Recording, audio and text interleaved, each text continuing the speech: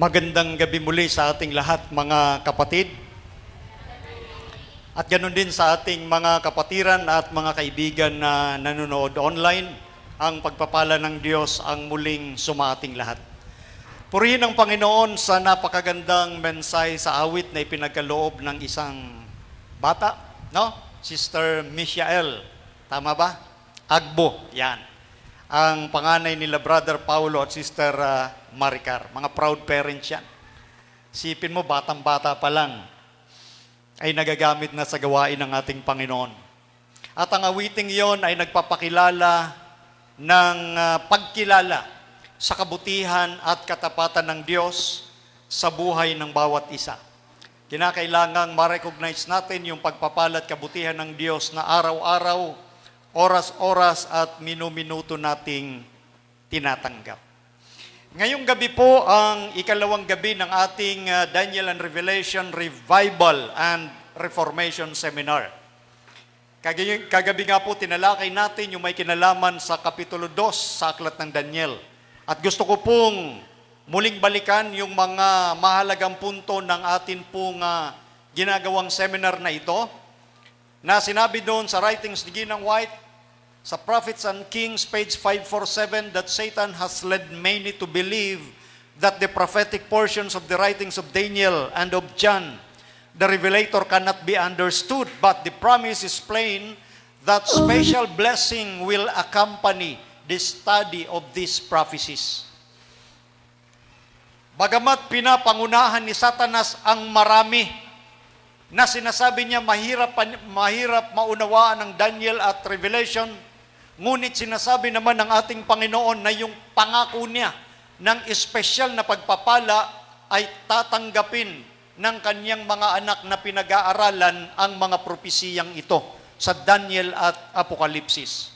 Kaya nga sinasabi ng ating Panginoon sa Apokalipsis 1:3 na mapalad ang bumabasa, nangakikinig at tumutupad ng mga bagay na nangasulat sa mga aklat ng hula. So hindi po pagkalabo ng isipan ang dala ng pag-aaral ng Daniel and Revelation. Hindi po ito ang tinatawag ng marami na conspiracy theory lang. Ito po ay salita ng Diyos na merong dalang pagpapala sa bawat lingkod ng Diyos na pinag-aaralang mabuti ang mga bagay na nakasulat po dito. So mapalad po muli tayo sa gabing ito dahil ang patuloy na pagpapala ng Diyos ang mararanasan ng bawat isa sa atin. Kagabi nga po tinalakay natin yung nasa Daniel chapter 2 na may kinalaman sa mga kaharian. Konting recapitulation, ang Babylon bilang ulong ginto, head of gold. Persia bilang chest and arms of silver. Dibdib at bisig na pilak. Ang Greece, siya ang kumakatawan doon sa hita na tanso. Ang Roma ay kumakatawan sa binting bakal. At yung paa na pinaghalong bakal at putik na luto ay kumakatawan sa divided Europe or divided Rome o sa ibang tawag, Western Europe sa atin pong kapanahunan. Hanggang merong nakitang isang bato na natibag na yun ay gawa ng Diyos, galing sa kaharian ng Diyos, na ang bato ay tumama hindi sa ulo, hindi sa dibdib, hindi sa tiyan, hindi sa hita, hindi sa binti, kundi sa paa. Doon po sa bahagi ng pinaghalong bakal na putik at luto na kumakatawan sa atin pong panahong kinabubuhayan. At yung batong yon ay kumakatawan sa second coming of our Lord Jesus Christ. Na sa kanyang pagdating, itatatag niya ang kahariang hindi mapapawi magpakailanman. At yun yung tinalakay natin kagabi na harinawa ang bawat isa sa atin ay makasama sa kahariang yon. Ngayon, yung atin pong tinalakay kagabi ay tinuturing na timeline or mapa ng takbo ng kasaysayan mula sa Babylon, Medo-Persia, Greece, and Rome. Tayo ngayon ay nasa divided Rome or Western Europe. Nasa huling bahagi na tayo ng timeline. At sa pinakita na yun ng ating Panginoon sa aklat ng Daniel, ang Kapitulo 2, yun lamang ay introduction ng tinatawag na takbo ng ating panahon at merong ipinapakita sa ibang kapitulo ng Daniel lalo na sa gabi na pag-aaralan natin ngayon, ang Daniel chapter 7, na dito sa Daniel chapter 7, ipapakita yung introduction of the Antichrist. Ipapakilala naman dito sa Daniel chapter 7, yung Antikristo ng Biblia. Yung Antikristo na itinuturing na isang malaking sistema na gumagalaw sa sanglibutan. Ang sistemang ito na ginagamit ng kaaway ng Diyos na si Satanas. Ano bang ibig sabihin ng Antichrist? Pag sinabing Antichrist, meron tayong titingnan sa Strong's Exhaustive Concordance. Letter A, instead or because of, in the room of. Yan yung unang meaning ng salitang anti. Letter B, often used in composition to denote contrast, requital, substitution, correspondence, etc. Yung salitang Antichrist pala ay nangangahulugan din na sa halip or substitution. Hindi agad-agad ang ibig sabihin ng anti or Antichrist ay kalaban agad. Ito din ay kumakatawan sa tinatawag na sistema na sa halip na siya ay ako. Siya yung tinuturing na kahalili o kapalit ng Kristo. Yan. Kaya Antichrist, hindi agad-agad ibig sabihin kalaban, kundi kapalit o humahalili kay Kristo. Tingnan natin ngayon ang aklat ng Daniel Kapitulo 7 at babasahin natin. Mula sa talatang 1, tuloy-tuloy nating babasahin yung nilalaman ng hula at anong kinalaman nito sa tema natin about the Antichrist. Verse 1, Nang unang taon ni Belshazzar na hari sa Babylonia ay nagtaglay si Daniel ng isang panaginip at mga pangitain ng kanyang ulo sa kanyang higaan. Doon sa Daniel chapter 2, ang nanaginip doon o binigyan ng pangitain ay si Nabucodonosor. Dito naman sa Daniel chapter 7 ay si Belshazzar. Si Nabucodonosor at si Belshazzar ay maglolo. So meaning sa panahong ito ni Belshazzar, apo na ito ni Nabucodonosor. So mahabang taon na ang lumipas since Daniel chapter 2. At dito naman, si Daniel ang nanaginip. Nang magkagayoy kanyang isinulat ang panaginip at isinaysay ang kabuuan ng mga bagay. Si Daniel ay nagsalita at nagsabi, may nakita ako sa aking pangitain sa kanagibihan at narito ang apat na hangin ng langit ay nagsisihihip sa malaking dagat. So dito sa vision, meron nakita si Daniel na apat na hangin at apat na malaking dagat.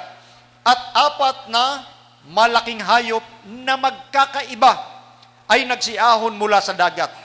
Ang unay, gaya ng leon, at may mga pakpak ng agila.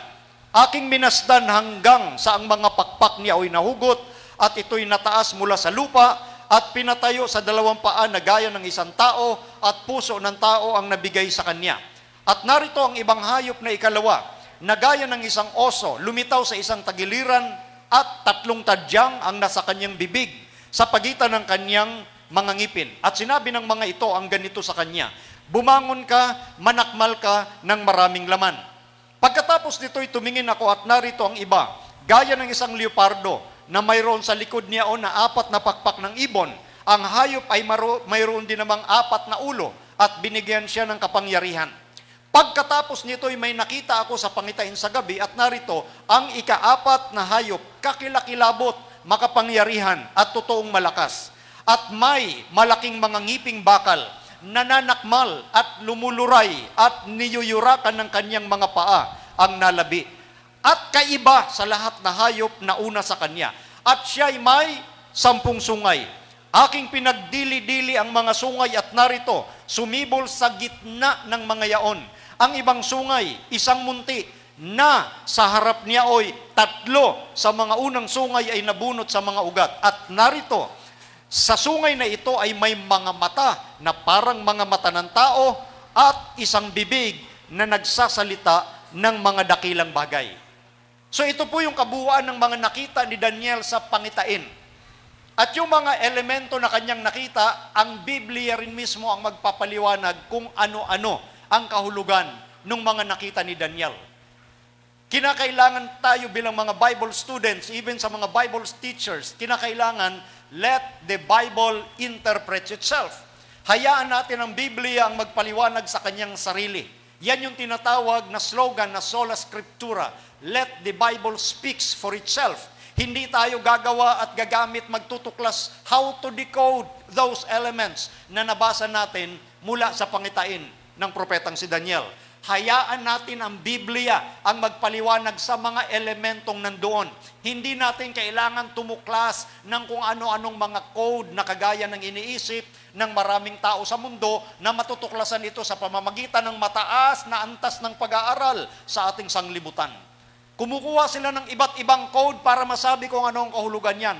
Pero ang sinasabi ng Biblia, hayaan mo na siya ang magpaliwanag sa kanyang sarili.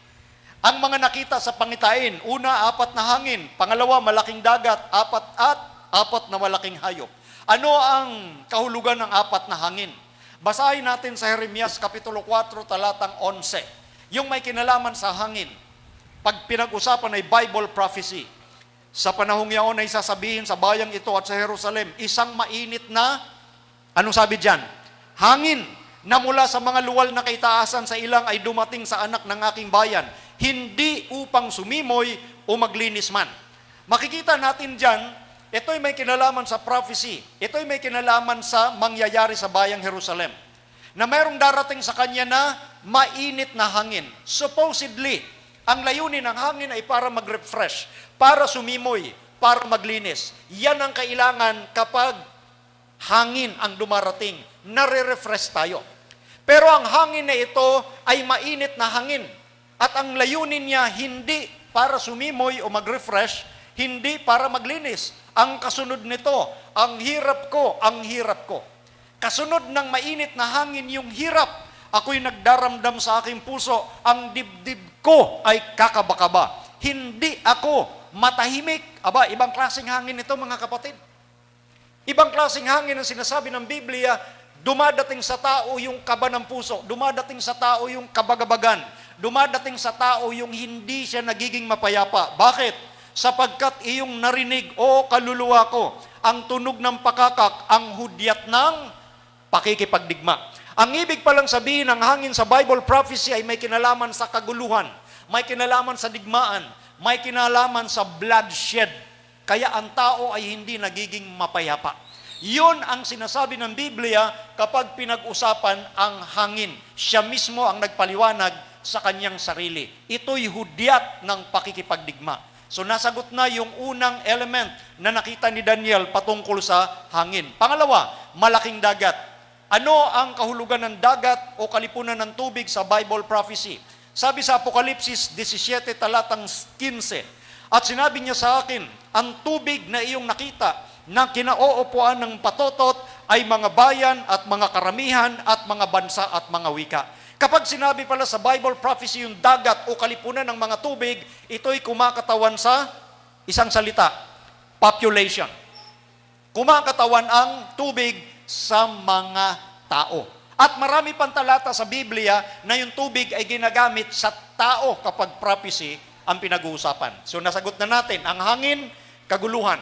Ang tubig, kumakatawan sa population. Pangatlo, 4 na malaking hayop. Anong ibig sabihin ng hayop sa Bible prophecy? Daniel 7:17. Ang mga dakilang hayop na ito na 4 ay 4 na hari na magbabangon sa lupa. So kapag sinabing hayop sa Bible prophecy ay kumakatawan sa hari or kingdoms, hari o mga kaharian. Basahin natin sa talatang 19. Nang magkagayoy ninasa kung maalaman ang katotohanan tungkol sa ika-4 na hayop na kaiba sa lahat na ng yaon, na totoong kakilakilabot. Ganito ang sabi niya, ang ika-4 na hayop ay magiging ika-4 na kaharian sa ibabaw ng lupa, na magiging kaiba sa lahat ng kaharian. So ang ibig sabihin ng hayop sa Bible prophecy ay hari o kaharian. So maliwanag yung mga elemento, ang Bible mismo nagpaliwanag sa kanyang sarili. Ang hangin, kaguluhan. Ang tubig, mga tao. Ang hayop, kaharian. Maliwanag po mga kapatid. Ngayon, Ang sabi sa ika-4 na kaharian, at sasakmalin ang buong lupa at yuyurakan at pagluluray-lurayin. So itong pinag-uusapan dito ay apocalyptic prophecy, meaning universal. Kasi ang issue dito ay labanan at ang maghahari ay maghahari sa buong mundo. Yuyurakan ang buong lupa. So ngayon, ano ang kahulugan ng pangitain? Gaya ng pinag-aralan natin kagabi sa Daniel chapter 2, etong 4 na kingdoms sa Daniel chapter 2 na kumakatawan sa malaking larawan, ang ulong ginto ay siya rin yung Babylon ng leon na may 2 pakpak sa Daniel chapter 7. Iisa ang kanilang kahulugan. Daniel chapter 2 and Daniel chapter 7 is what we call parallel prophecy. Magkahalintulad na hula ang ipinaparating. Ngunit, gaya ng ating tema ngayong gabi, sa Daniel chapter 7 is the introduction of what we call the Antichrist of the Bible. Huwag tayong maligaw doon. Ngayon, eto nga yung ulong ginto, ito yung Babylon na nagari noong 605 hanggang 539 BC. Bakit 539 BC lang? Tinalo sila ng dibdib at bisig na pilak na kumakatawan sa Medo-Persia. At yan din yung oso or bear na sinasabi after ng leon na umahon sa dagat. So, siya rin yung Medo-Persia ng Daniel chapter 7 from 539 to 331 BC. At ang tiyan at hita na kumakatawan sa bansang Gresya na tanso, siya din yung leopardo sa Daniel chapter 7 na may 4 na ulo at may 4 na pakpak. Ang Gresya ay naghari from 331 to 168 BC. Bakit hanggang 168 BC? Kasi tinalo sila ng binting bakal sa Daniel chapter 2 na kumakatawan sa kaharian ng Roma. Ang Roma din ang sinasabi sa Daniel chapter 7 na ika-4 na kaharian at ang sabi doon sa ika-4, nondescript beast. Ibig sabihin, nondescript beast, walang description yung ika-4 na hayop. Basta sinasabi ni Daniel, kakilakilabot, lumuluray, niyuyurakan ang buong lupa.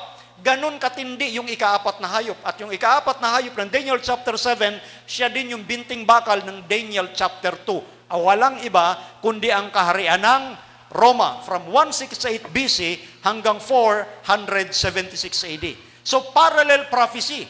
Iisa ang tinutukoy na mga bansa, yung 4 na mga bansa na umahon, na lumitaw at bumagsak mula sa Babylonia, Medo-Persia, Greece, and Rome. At yan ay recorded sa mga aklat ng kasaysayan. Walang sino man pwede magsabi hindi ganyan ang nangyari.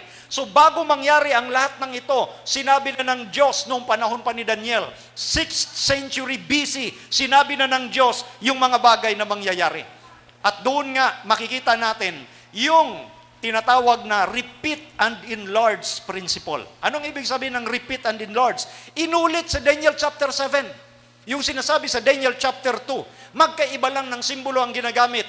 Repeat. Parang ginagawa ito ng mga guro, di ba? Uso o style ng mga nagtuturo sa ating mga principle ng mga guro natin is to repeat and then enlarge. Uulitin muna and then palalakihin dahil may panibagong ipapakita o ituturo sa atin. Ganon kaganda at kabuti ang ating Panginoong Diyos. Siya ang nagpakilala, nagpakita ng science of repeat and enlarge. Inulit niya yung sinasabi sa Daniel chapter 2, dinala niya sa chapter 7, ibang simbolo dahil meron siyang ipapasok na panibagong turo sa Daniel chapter 7. Nasundan natin mga kapatid.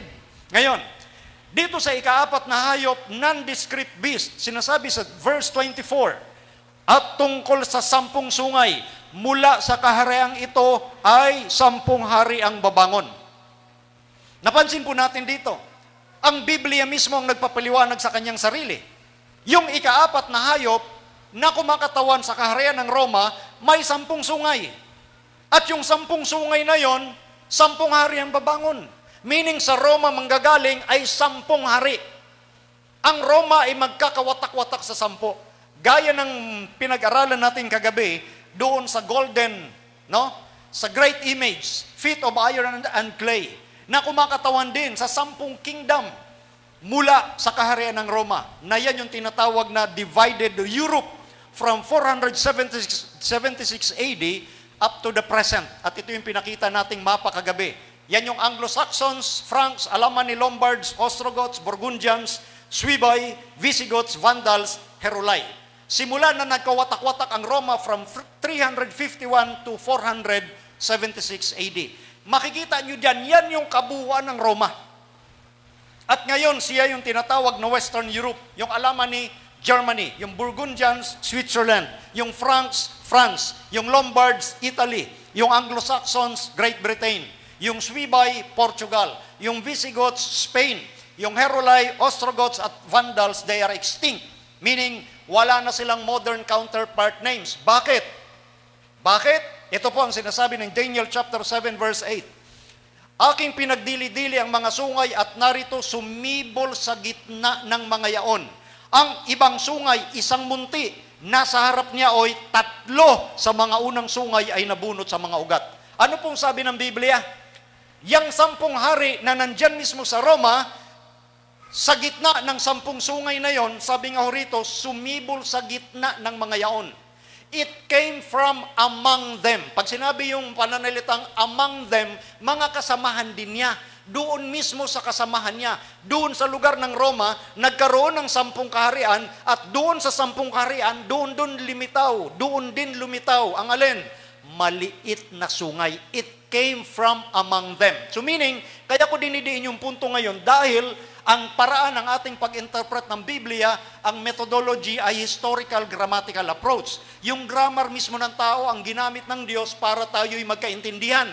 Anong ibig kong sabihin? Bakit dinidi natin ang puntong yon? Kasi mayroong mga Bible preachers na nagtuturo na ang Antikristo manggagaling sa Russia, ang Antikristo manggagaling sa China, ang Antikristo manggagaling sa Jerusalem.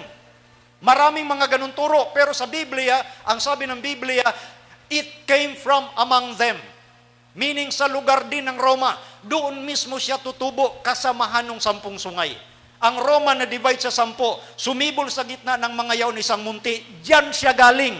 Sa Roma manggagaling. Yung maliit na sungay. At ang sabi nito, pagbangon ng maliit na sungay, small but terrible, pinabagsak niya yung alin? 3 hari. That is why, yung ating binasa, na yung 3, Heruli, Ostrogoths at Vandals, they are extinct. Bakit? Sila yung sinagasaan ng maliit na sungay sa kanyang pagbangon. At ang sabi pa rito sa verse 24, balikan natin. At ang isa'y babangong kasunod nila. Napansin niyo yung mga pananalita. Yung isa, yung maliit na sungay, babangong kasunod nila after them. Pag sinabi yung mga pananalitang after them, kasunod nila, meaning na-establish muna yung 10 and then kasunod na bumangon yung maliit na sungay. Nasundan natin mga kapatid. Ganyan yung ating kinakailangan, sabi nga ng Biblia, sabi ng writings na Ellen White, nung inaral natin kagabi, diligently studying Scripture. Diligent, maingat na pag-aaral at pagsusumikap. Huwag tayong maligaw dahil yung mga salita mismo ng Biblia, sinasabi ng Panginoon, plain and simple. Babangon sa kasamahan din niya, babangong kasunod nila. At siya'y magiging kaiba. Pansinin ninyo yung salitang kaiba. Pag sinabing kaiba, meron siya talagang kaibahan. Hindi siya kapareho nung mga nauna sa kanya. Hindi siya kapareho nung mga nauna at yung katangian nila ay iba sa kanyang katangian. At siya'y magiging kaiba kaysa mga una, kanyang ibabagsak ay 3 hari. Inulit-uli. Sa verse 24, yung sinabi sa verse 8, patungkol sa pagdiin ng pagbagsak ng 3 kaharian. At ang sabi sa verse 25, bukod dyan sa pagpapabagsak niya sa 3 kingdoms, ang sabi rito, siya'y magbabadya ng mga salita laban sa kataas-taasan, laban sa Diyos, at lilipulin niya ang mga banal ng kataas-taasan. He will persecute the saints of the Most High, at kanyang iisipin na baguhin ang panahon at kautusan. He will think to change times and laws.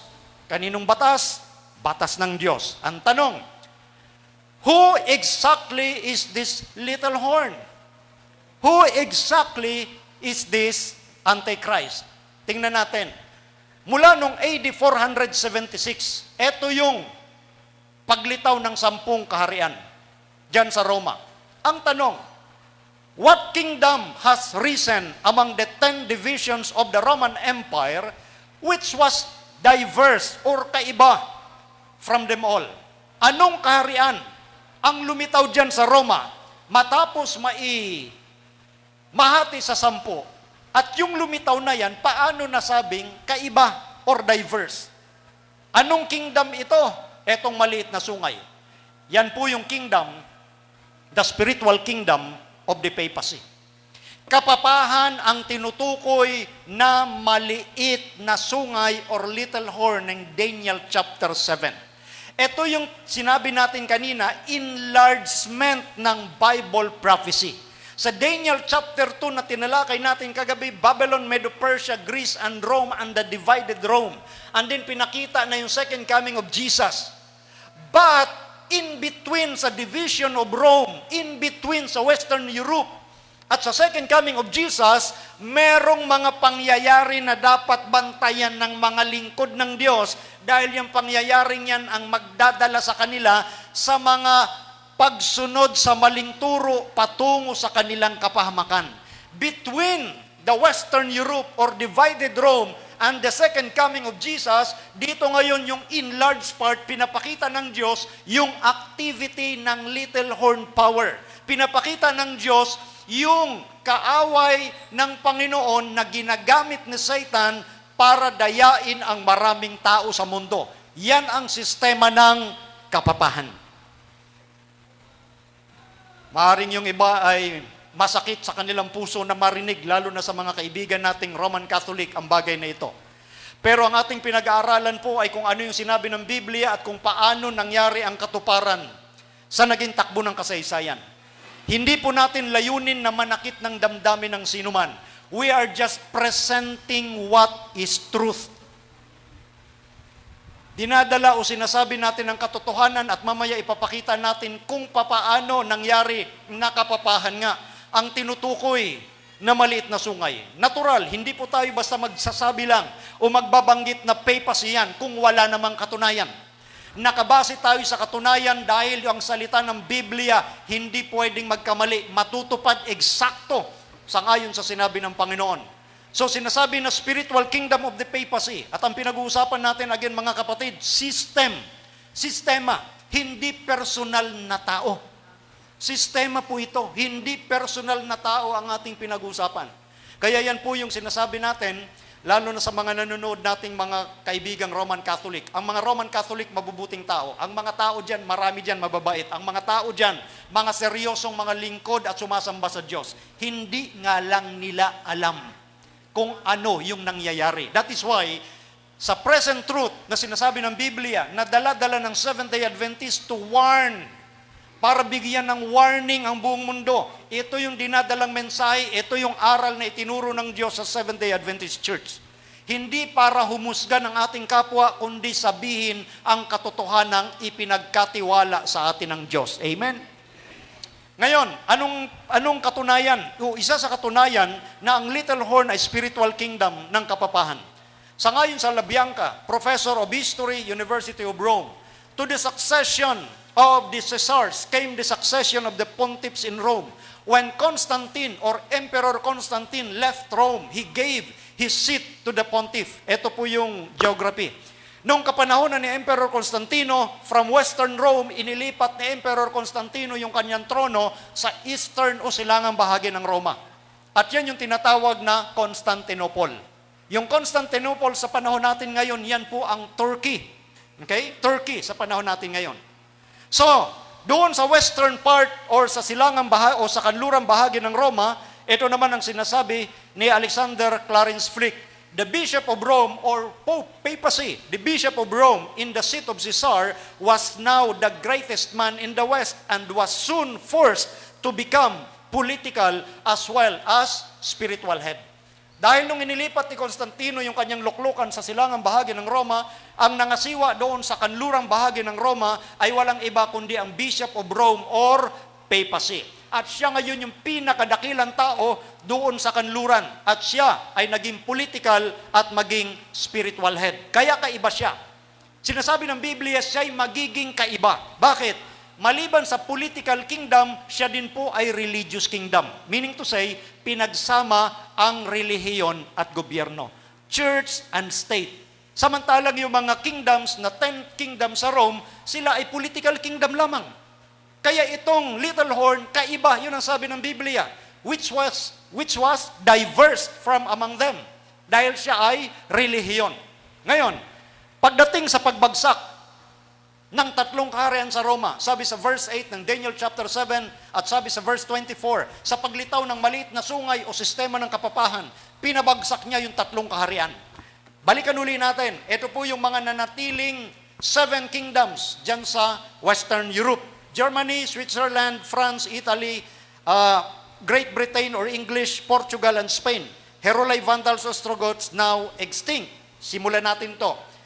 Nung panahon ni Pope Vigilius noong 538 AD, siya ay iniluklok nung panahong yon sa ilalim ng proteksyon ng military general ni Emperor Justinian na si Belisarius. Yan ang nakalagay sa History of the Christian Church, Volume 3, page 327. Anong sabi doon?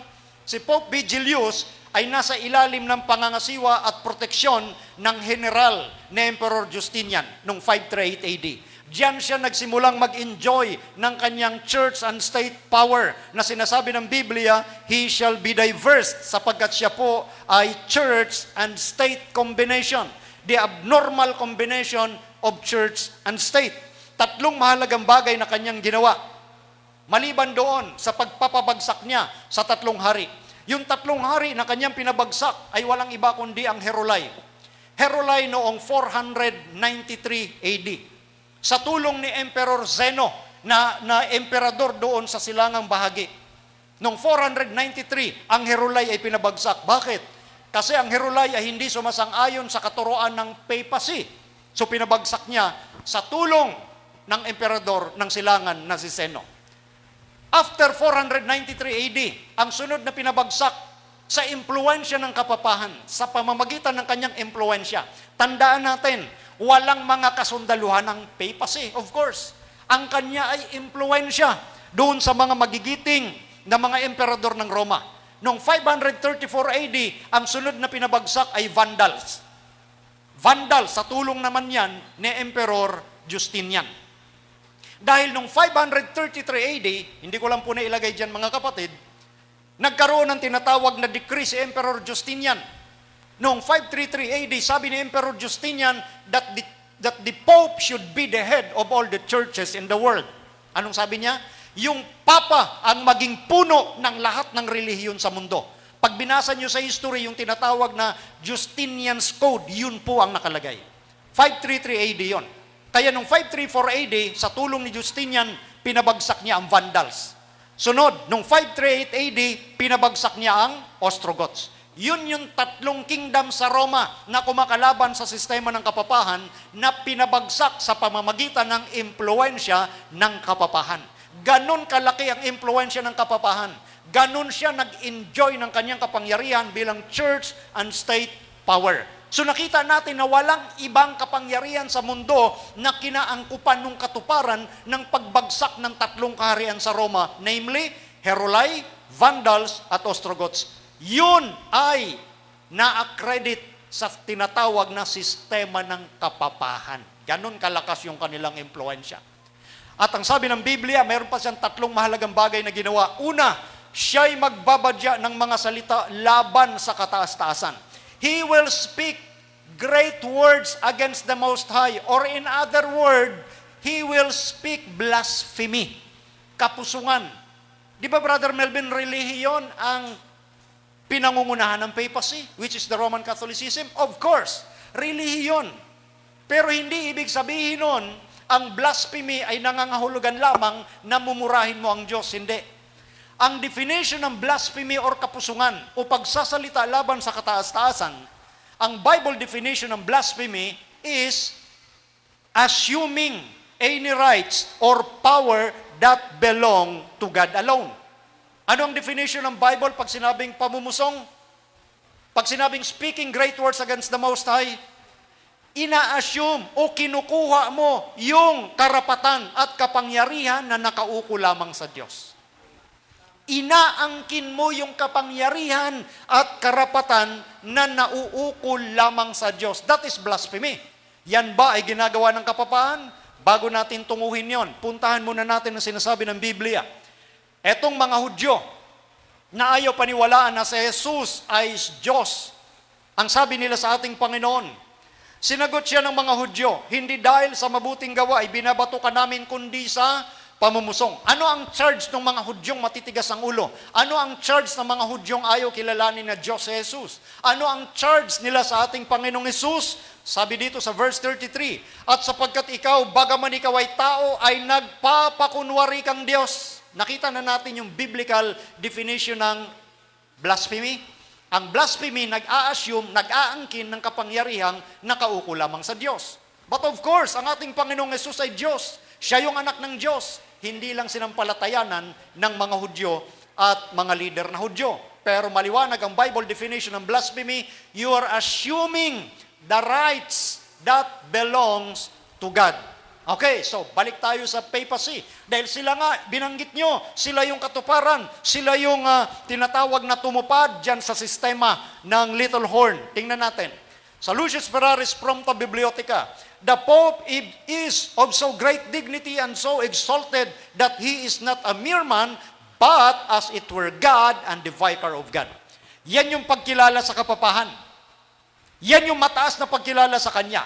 Hindi lamang siya isang ordinaryong tao, kundi katulad ng Diyos. Siya yung ambassador, siya yung representative, siya yung vicar ng Diyos sa lupa. Napansin niyo yan, mga kapatid? Assuming the rights, no? That belongs to God. Isa pa, La Civiltà Catholica. Ito po yung mga babasahin nila. And the La Civiltà Catholica is a Jesuit publication. Ang sabi nila, the Pope is supreme judge of the law of the land.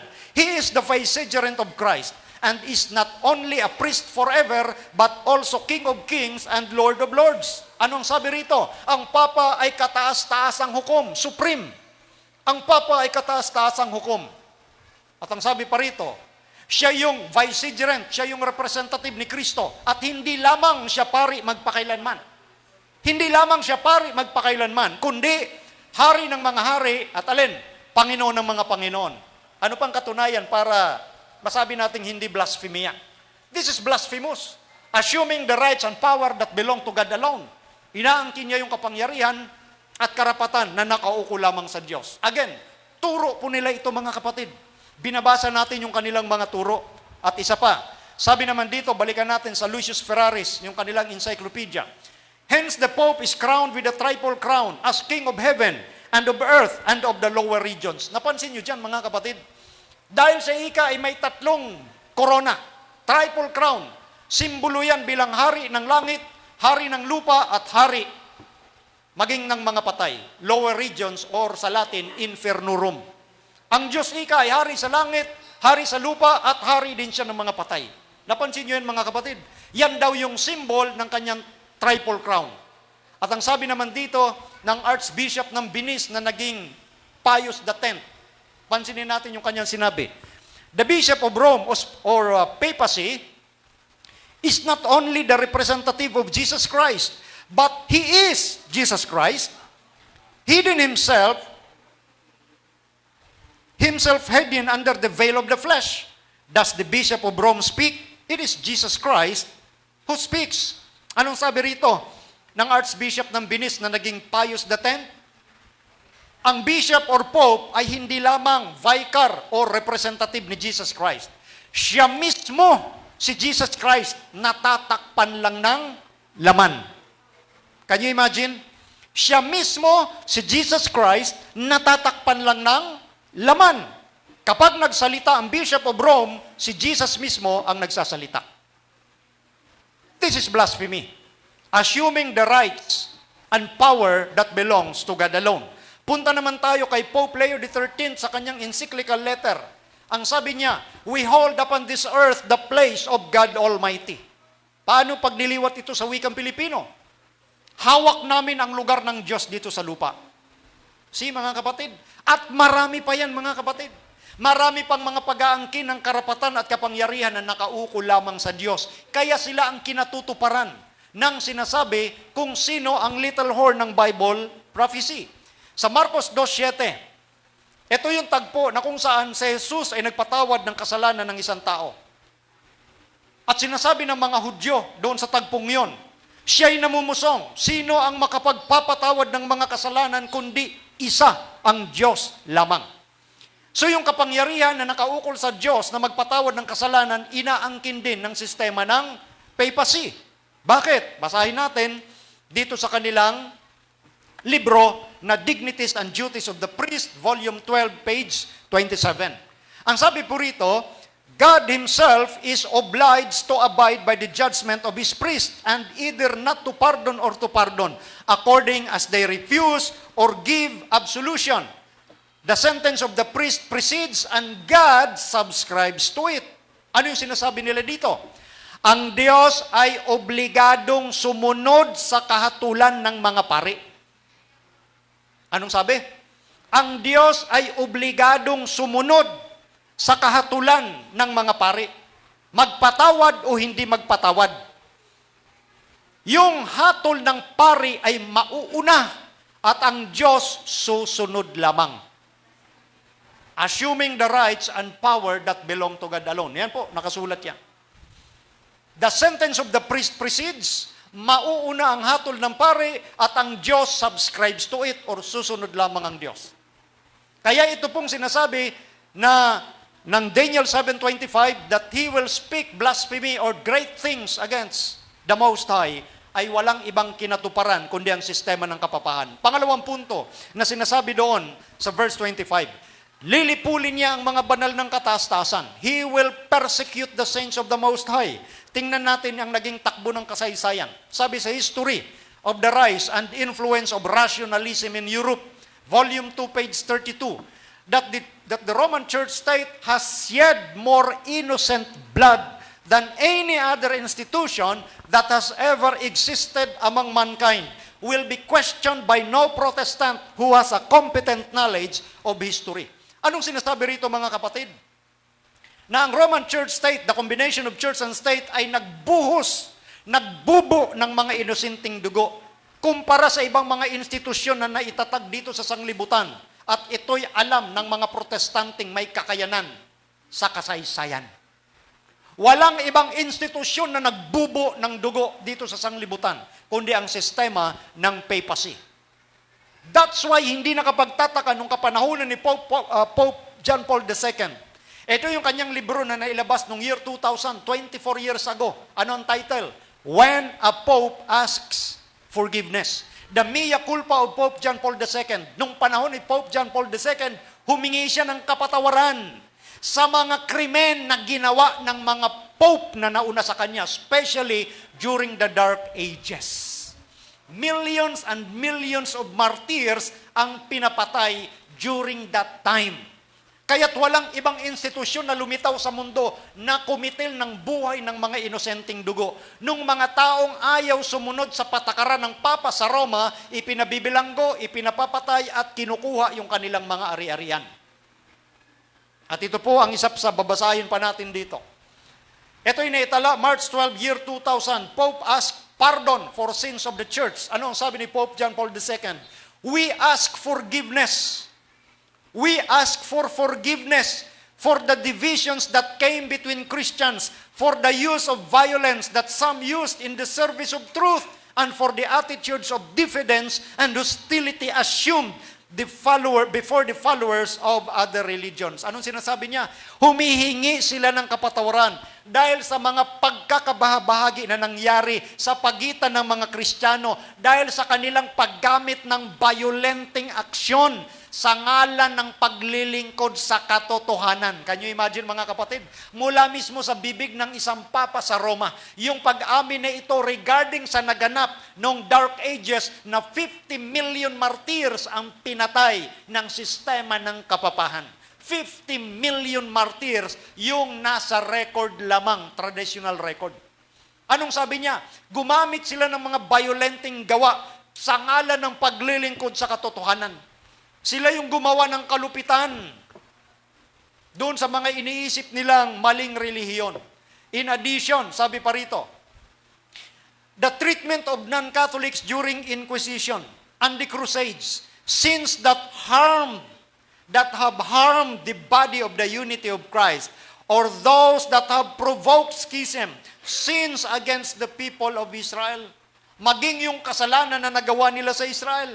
Sins against the rights of people, their cultures and religions. Yung kanilang mga kasalanan laban doon sa karapatan ng mga tao, sa kanilang kultura at sa kanilang relihiyon na nilapastangan ng kapapahan. Forceful evangelizing. Ginamitan ng puwersa yung kanilang pangangaral. Naalala nyo yung mga record noong panahon ng Dark Ages. It's either maniwala ka kay Mary bilang tagapamagitan o mamamatay ka. Forceful evangelizing. Yan ho yun mga kapatid. At ang ating Panginoon, nung nandito siya sa lupa, nagbigay na siya ng warning sa John chapter 16 verse 2. Kayo'y palalayasin nila sa mga sinagoga. Oo, dumarating ang oras na ang sino man pumatay sa inyo ay aakalaing naghahandog siya ng paglilingkod sa Diyos. Sinabi na yan ng ating Panginoon. Darating yan sa mga tapat na alagad ni Kristo na yung pumapatay sa kanila, imagine niyo mga kapatid, yung pumapatay na yon, yung pumapatay, iniisip pa rin nila na naghahandog sila ng alin? Paglilingkod sa Diyos. Pumapatay na sila ng tao. Sinabi na yan ng ating Panginoong Hesus. At yan ay natupad sa sistema ng kapapahan. Yield the little horn power of Daniel chapter 7. Pangatlong bagay na kanyang ginawa, kanyang iisiping baguhin ang panahon at ang kautusan. The papacy system will think to change times and law. Bakit nagkaroon sila ng isipan na kaya nilang baguhin ang batas ng Diyos?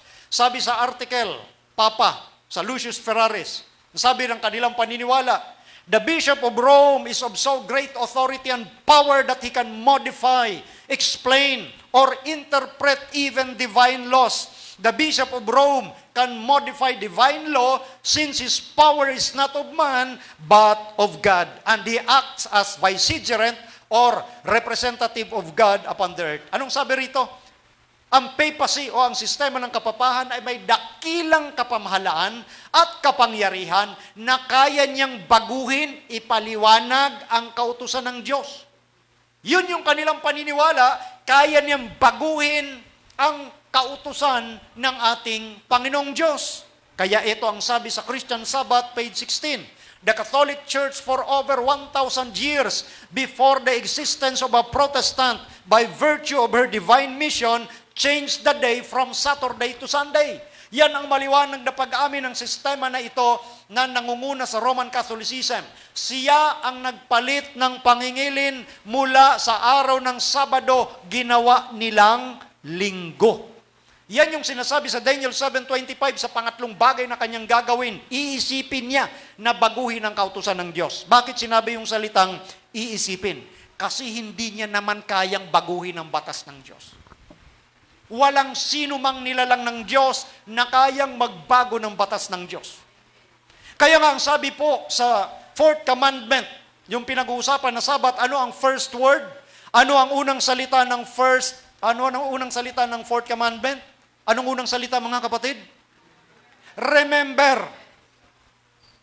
Ang kaya lang kasing gawin ng kaaway ay ipalimot ang kautusan ng Diyos. Hindi niya kayang baguhin, kaya ang sabi ng Biblia, he will think, kanyang iisipin. Alam nyo, hypothetically speaking, para mabago mo ang kautusan ng Diyos, unang-una na dapat mong gawin, ito lang ang pwede mong gawin, para mabago mo ang kautusan ng Diyos. Una, umakyat ka sa langit. Which is very, very, very impossible at the first instance, di ba? Umakyat ka sa langit. This is hypothetical. Para mabago mo ang batas ng Diyos. Umakyat ka sa langit.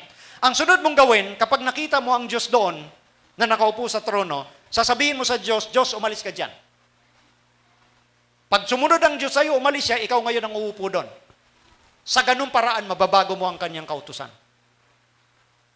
Walang sino mang may kapangyarihang baguhin ang kautusan ng Diyos. Kaya ang sabi ng Biblia, kanyang iisipin. At ang kanyang ginawa, ipinalimot sa mga tao ang Sabat ng Diyos. That's why ang unang salita sa 10 utos patungkol sa Sabat, remember. Dahil yan ay ipapalimot ng kaaway. Sabi sa Converse Catechism, ito po ay series ng tanungan, which is the Sabbath day? Anong araw ang araw ng Sabat? ang sumagot ay si Reverend Peter German. Saturday is the Sabbath day. Sabado ang araw ng Sabat. Pangalawang tanong, why do we observe Sunday instead of Saturday or Sabbath? Bakit tayo nangingili ng linggo sa halip na Sabado kung ganon? Ang sagot niya, because the Catholic Church transferred the solemnity from Saturday to Sunday. Ang Roman Catholic, inaamin po nila na sila ang nagpalit ng pangingilin mula sa araw ng Sabado patungo sa Linggo. At yan ngayon sinasabi ng Biblia, kanyang iisiping baguhin ang panahon at kautusan. Dahil ang Sabado, hindi lang basta kautusan, yan din ay panahon. At yung gumawa niyan ay sistema ng kapapahan. Sabi sa Catholicism and Fundamentalism, it was the Catholic Church that decided Sunday should be the day of worship for Christians in honor of the resurrection. Ano yung dahilan nila? Bakit pinalitan yung Sabado ginawa nilang linggo? Para parangalan ng alin? Pagkabuhay muli ni Kristo. Pero walang utos na ganun sa Biblia. Sunod, mula sa Cardinal, punta tayo kay Cardinal James Gibbons. Sa The Faith of Our Fathers, sabi niya, you may read the Bible from Genesis to Revelation and you will not find a single line authorizing the sanctification of Sunday. Basahin mo man ika ang Biblia mula sa Genesis, unang aklat, hanggang sa Apokalipsis, huling aklat, wala kang mababasa dyan na nagpapabanal sa araw ng linggo. Cardinal ang may sabi dyan. Cardinal ng Roman Catholic. Okay? So maliwanag na yung kinakatawanan ng pangatlong bagay na gagawin niya na baguhin ang panahon at kautusan is none other than the system of the papacy. And then, last, yung haba ng panahon ng paghahari ng maliit na sungay. Sinasabi sa Biblia, Daniel 7:25, isang panahon, mga panahon at kalahati ng isang panahon. Anong ibig sabihin yan? Sa Biblia, para makita natin yung tinatawag na how to unlock, meron tayong susi ng hula. Sa Biblia kasi, ang isang araw sa hula ay katumbas ng isang taon. Kapag propesiya ang pinag-uusapan, isang araw katumbas ay isang taon. Yan ang talata Ezekiel chapter 4, Verse 6, bawat araw ay pinaka-isang taon. Ano pa? Bilang 14:34, bawat araw, isang taon. Ngayon, balikan natin yung mga pananalita. Doon sa Daniel 7:25, na ito ay kumakatawan sa haba ng paghahari ng papacy. Isang panahon, katumbas niyan, isang taon. Mga panahon, katumbas niyan, doble ng isang taon o 2 taon. Kalahati ng isang panahon, meaning kalahating taon. Ang kalendaryo ng mga Hudyo ang ginagamit sapagkat sila nagsulat ng Biblia. So ang isang panahon o isang taon ay 360 days sa kalendaryo ng mga Hudyo na sumulat ng Biblia. Ang 2 taon ay 720 days. Ang kalahating taon ay 180 days. Ang suma total, 1,260 days or 1,260 years.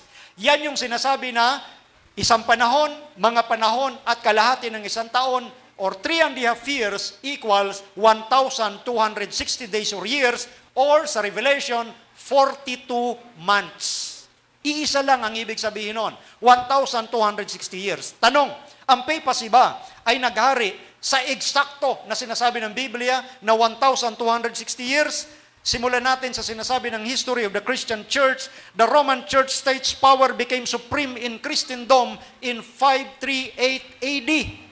Due to the letter of Roman Emperor Justinian known as Justinian's Decree, which set up and acknowledged the Bishop of Rome as the head of all the churches. Ito po yung binanggit ko na sa inyo kanina pa.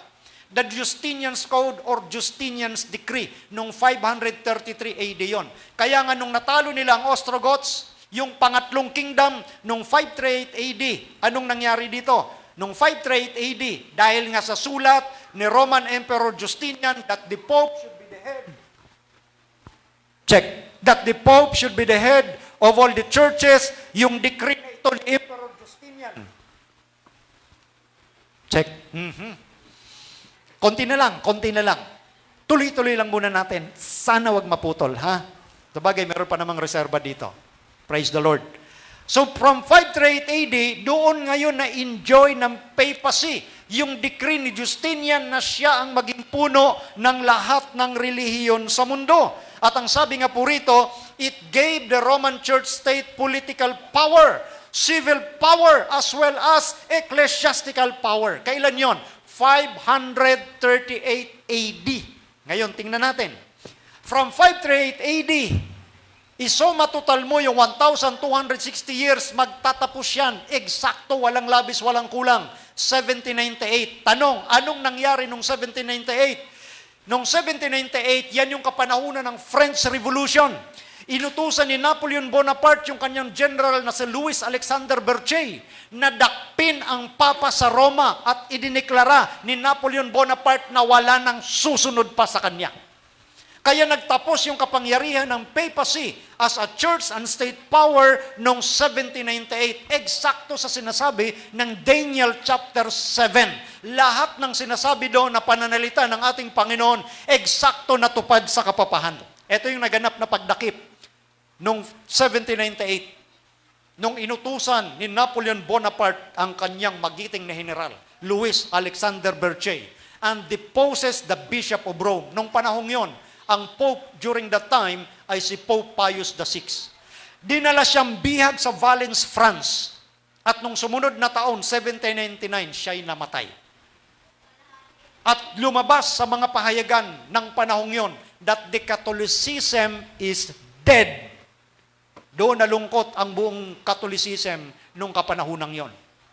At yan, yung sinasabi naman sa Revelation 13 na nasugatan siya ng sugat na ikamamatay. Itong taon yon, 1798. Mga kapatid, mga kaibigan, the introduction of the Antichrist power. Hindi niya direktang nilabanan si Kristo, kundi inangkin niya na siya ang kahalili ni Kristo dito sa lupa. That's the point of being the Antichrist. Kinuha ng sistema ng kapapaan yung paraang itinuturo ni Kristo kung paano maligtas ang tao. Tinuturo mabuti ng Biblia na ang kaligtasan ay sa biyaya, sa pamamagitan ng pananampalataya sa ating Panginoon. Itinuro ng sistema naman ng kapapahan na ang kaligtasan ay sa pamamagitan ng mabubuting gawa, sa pamamagitan ng pagpapahirap ng katawan, sa pamamagitan ng pagbayad sa mga pari. Inalis nila yung turo ng Panginoon sa Biblia na sana mapapalapit ang tao sa totoong Kristo ng Biblia. Ngunit ang ginawa ng kapapahan, siya'y humalili, siya'y nag-angkin bilang Kristo at sa kanyang turo, iniisip niya na dadalhin niya ang tao sa langit dahil sa mga man-made tradition, man-made laws, mga batas na ginawa sa pamamagitan ng sistema ng kapapahan. Ito yung Antichrist introduction sa Daniel chapter 7. Repeat and enlarge. Sa Daniel chapter 2, Babylon, Medo-Persia, Greece, Rome, and then the second coming of Jesus. But in between, sa divided Rome and the coming of Jesus, ay ang sistema na ginamit ng kaaway para dayain ang mga tao sa mundo na magdudulot that all nations, all the earth will worship the beast and the dragon. Malungkot na katotohanan sinabi ng Biblia na ang buong mundo madadaya pa rin netong sistema ng kapapahan. Pero hindi tayo tumitigil para ipahayag yung katotohanan ng Diyos sa Biblia. Mahal na mahal ng Diyos ang mga tao. Sa malaking bahagi ng Roman Catholic, maraming matitinong tao dyan. Maraming mabubuting tao dyan. Sa iba't ibang samahan ng relihiyon, maraming mabubuting tao dyan. Ang problema, sila'y nadaya ng hayop. Kaya merong Seventh-day Adventist Church para magbigay ng warning sa mga taong nadaya nito pong hayop. Yun yung dahilan bakit merong Seventh-day Adventist Church to preach the three angels' messages of the Bible. Mabigyan ng warning ang mga tao na itong sistema ng kapapahan ang naglalayo sa tao kay Kristo dahil ang sistema ng kapapahan umangkin sa gampanin ni Kristo kaya tinatawag siyang Antichrist, kahalili, substitution.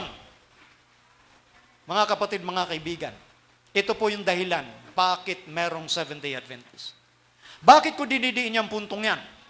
Kasi ngayon may mga Seventh-day Adventist na minamahal na rin ang Papa sa Roma.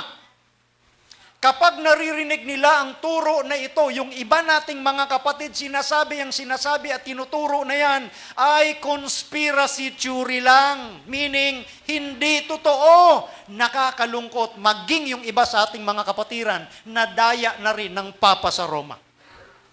Kaya napakahalaga yung ginagawa nating Daniel and Revelation, Revival and Reformation Seminar. Dahil yun mismo ang sinasabi ng propetisa ng Diyos na ito ay magbibigay ng katalinuhan sa mga lingkod ng Diyos kapag pinag-aaralan ng Daniel and Revelation. Ito ang magpapalaya sa atin mula sa kadiliman ng pandaraya at sa iba't ibang filosofiya na lumalaganap ngayon sa mundo. Sa Daniel and Revelation, dito natin makikita na itinataas natin walang iba kundi ang salita ng Diyos lamang, hindi ang salita ng tao. Kaya dito rin natin nakikita sa Biblia na bawat salitang ating nabasa, katumbas ng katuparan, eksaktong kaganapan kung sino ang tinutukoy na little horn power, and that is the Antichrist of the Bible, ang sistema ng kapapahan. Napakaliwanag po ang panawagan ng ating Panginoong Hesus sa atin. Sino ang ating sasamahan? Whom you will choose? Rome, papacy versus Christ. Who will you choose? Whose side are we on? Kanino tayong panig? Ipanalangin natin sa Diyos, mga kapatid, na nawa hindi tayo madaya ng sistemang ito. Na nawa magpatuloy tayo sa landas ng kabanalan. Dahil ito pong mga katuruan na ginagawa ng Little Horn, yan ang magiging daan kung bakit ang mga tao ay hindi makasalubong kay Kristo sa kanyang pagdating. Kaya nga sa ating pag-aaral, ipinapakita yung bawat baitang ng mga panahon from Babylon, Medo-Persia, Greece, Rome, divided Rome. In between that is the activity of the little horn para mapigilan tayong salubungin si Kristo sa lapaap ng langit.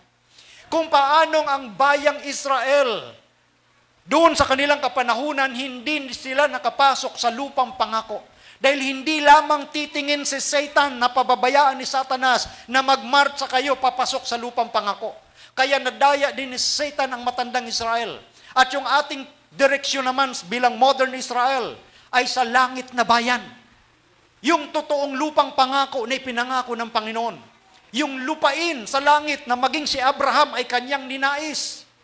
Yung lupain sa langit na yon na tayo'y naglalakbay patungo doon, hindi titigil si Satan para pigilan ka na hindi ka rin makarating sa lupain sa langit, ang lupang pangako. Huwag nating pabayaan, mga kapatid.